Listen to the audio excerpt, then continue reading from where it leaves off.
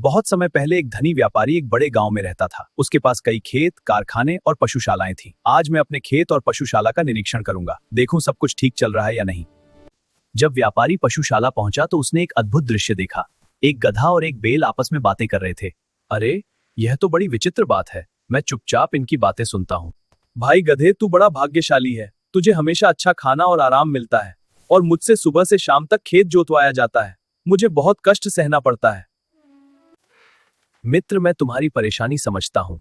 तुम्हारा काम सचमुच बहुत कठिन है, लेकिन यदि तुम चाहो तो इससे बच सकते हो। मेरे पास एक अच्छा उपाय है। बताओ मित्र, ऐसा कौन सा उपाय है? तुम बीमार होने का नाटक करो। आज रात खाना मत खाना और जमीन पर लेट जाना। कल कोई तुमसे काम नहीं करवाएगा। बैल को गधे की सलाह बहुत अच्छी लगी। उसने उसी रात बीमार होने का नाटक किया। अब शायद मुझे कुछ आराम मिलेगा। गधे की सलाह सचमुच अच्छी है। चल बैल, आज खेत जोतने चलना है। अरे, ये क्या? बैल तो बीमार पड़ा हुआ है। मुझे मालिक को बताना पड़ेगा। मालिक, बैल आज बहुत बीमार है। मैं समझ गया कि क्या हुआ है। आज बैल को आराम दो। आज गधे को हल में जोतो। अरे, ये क्या हो रहा है? चलो काम शुरू करो। मैंने तो बैल को सलाह दी थी।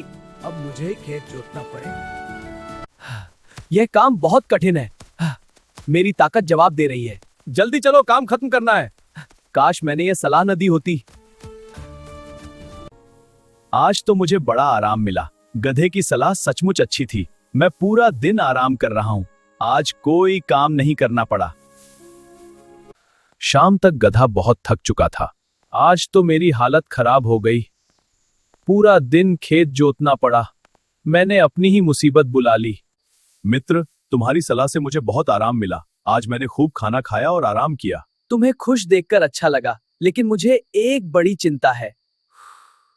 मैंने मालिक को कहते सुना है, वह कल कसाई को बुलाने वाला है। वह बीमार बैल को काटने की सोच रहा है। अगर बचना चाहते हो तो कल स्वस्थ बन जाना है। क्या सच में ऐसा होगा? मैं मरना नहीं चाहता। कल सुबह मैं तुरंत खाना खाऊंगा ताकि सबको लगे कि मैं ठीक हूं। व्यापारी यह सब सुनकर मुस्कुराने लगा। इन पशुओं की बातें सचमुच अद्भुत हैं। आज मुझे बड़ी रोचक कहानी सुनने को मिली। देखते हैं आगे क्या होता है। व्यापारी की हंसी देखकर उसकी पत्नी को बड़ा आश्चर्य हुआ।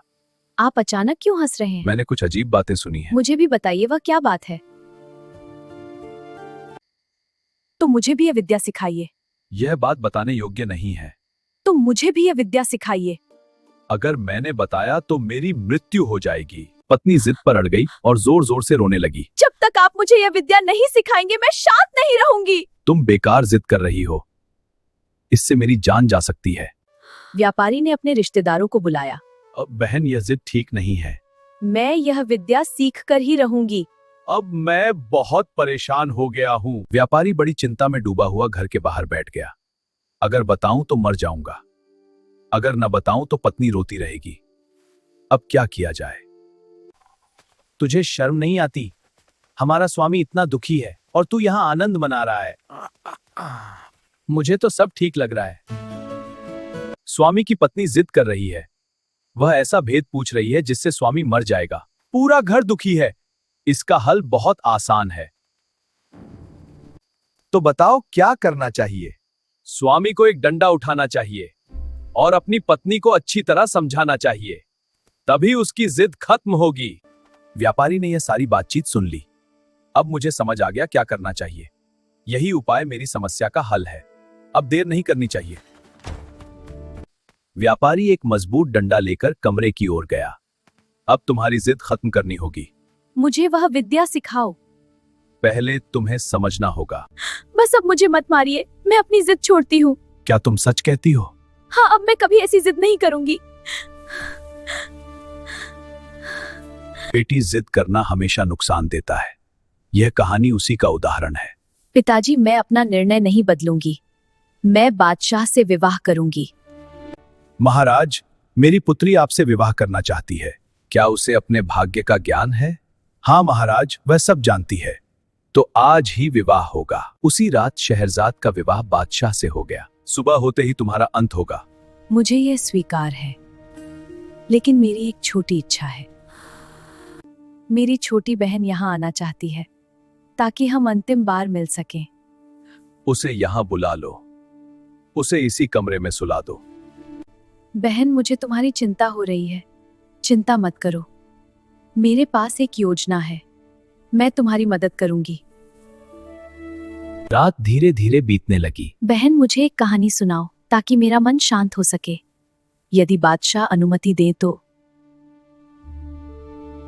तुम कहानी सुना सकती हो, मैं भी सुनना चाहता हूँ। तो सुनिए महाराज, एक व्यापारी था। और इस प्रकार शहरजाद ने अपनी अद्भुत कथा शुरू की। उस व्यापारी के पास कई पशु थे, उनमें एक गधा और एक बैल भी था। यह कहानी रोचक लग रही है। और तब उन पशुओं के बीच एक अजीब वार्तालाप हुआ। आगे क्या हुआ? कहानी अभी जारी है और इसी के साथ रात समाप्त होने लगी।